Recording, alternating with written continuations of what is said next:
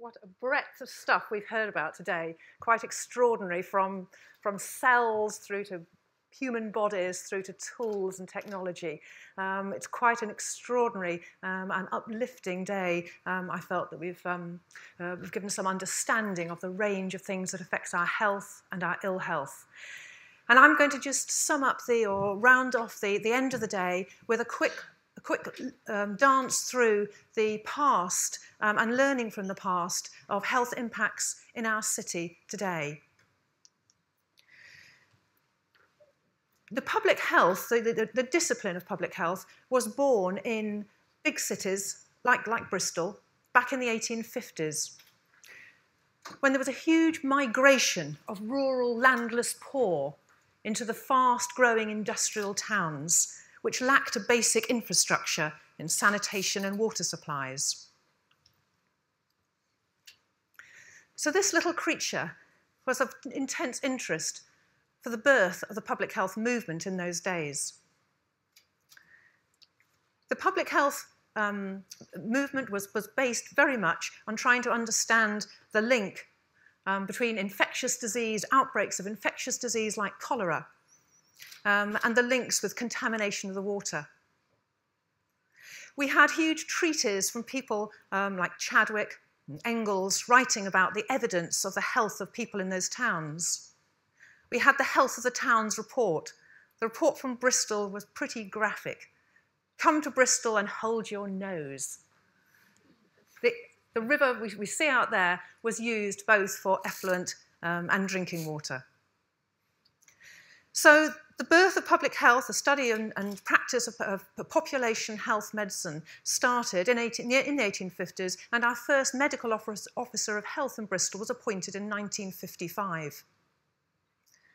This month, the responsibility for the health of the population has come back after a break of nearly 40 years back into local government. And I'm going to talk about some of the challenges we have and how working in local government actually may be a very important and a very powerful place for us to be. So these two leafy green plants drive some of the great inequalities in our morbidity and premature mortality in this city. The first one that you see on the right, the dried leaves of the tobacco plant were smoked by the indigenous American Indian population. John Cabot was probably the first person sailing from Bristol Harbour to actually discover the New World. But it was Christopher Columbus who brought back tobacco leaves to Bristol. The harbour soon teemed with ships laden with tobacco. Profits and addiction soared. The second picture is sugarcane. Sugarcane was an indigenous plant in South Asia, but was introduced into the West Indies. Sunshine, plenty of rain, slavery, grew canes up to 6 meters tall, packed with sucrose. Who needs bees? The ships were soon laden with sugarcane and rum. Meanwhile, the religious persecution of the good Quakers in Bristol meant they couldn't enter the professions. They made chocolate instead. The confectionery trade started. Another Bristol face. John Loudon McAdam was born in Scotland, but lived in Bristol and was employed by Bristol Corporation. He invented road surfaces. He mixed crushed stone with gravel and laid it on larger stones with a slight camber to avoid the puddles. Later, a combination of mixing black sticky tar and tarmac was born. The motorcars were on the move. Rivers of tarmac crossed the land. Walking became superfluous. So that's what our historic legacy for Bristol has been. Fast forward to 2013. Over the last 50 years, as you've heard, our successful vaccination programs and antimicrobial drugs have pushed infectious diseases down below the deaths from cancer and heart disease. But the next 50 years are likely to be very different. The little creatures are coming back.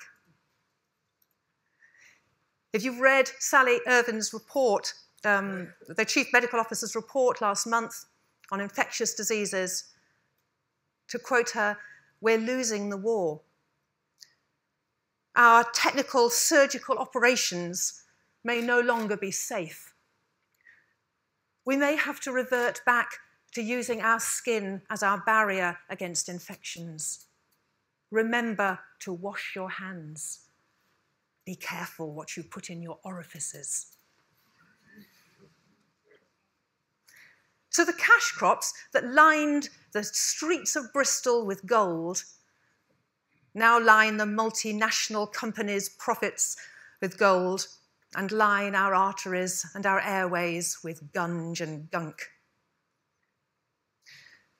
Tobacco is probably one of the major preventable causes of morbidity and mortality in our city today. Half of our smokers will die early, an average of 14 years early, from tobacco-related illness. The 10-year life expectancy across our poorer wards to our more affluent wards is driven by tobacco smoking. Generations of families smoking from the great industry of the tobacco industry in Bristol.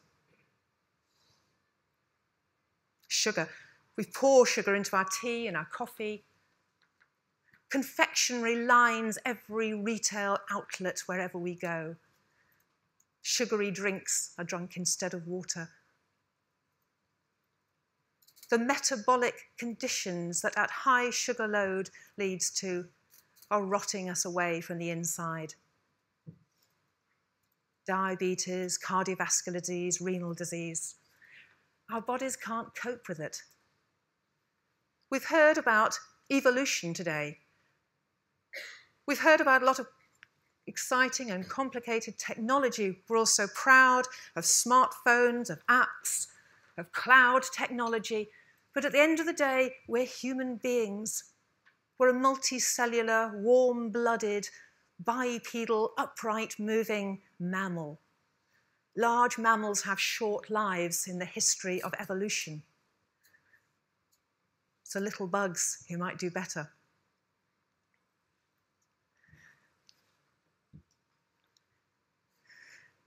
The invention of motorcars was brilliant, a fantastic way to travel long distances, sitting completely still. Now, they don't move us anywhere at all. Our roads are clogging up like our arteries. Maybe the societal changes we're going through are too fast for the evolution of the human body to keep up with. So what next? What are our opportunities then, looking to the future?